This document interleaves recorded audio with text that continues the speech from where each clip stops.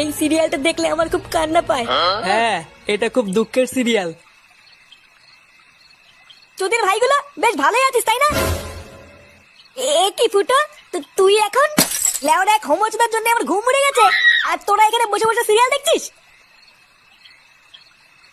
বাড়া তোর আবার এত রাতে কি হলো? এত খোঁচে আছিস কেন? লেওরা খানকি ছেড়ে সারার জন্য আমার বাড়িতে টাকাই দায় হয়ে গেছে।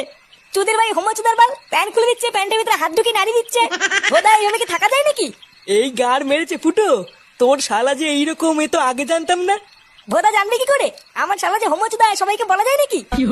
বেশ ভালোই হলো ফুটো, তোর শালার কাছ থেকে মাঝে মাঝে একটু ফিরি ফিরি হ্যান্ডেল মারিয়ে নেবো। ফটকে, দেখছিস ও মোর চোর জ্বালায়, তার উপরে আবার আলবাল বকছিস।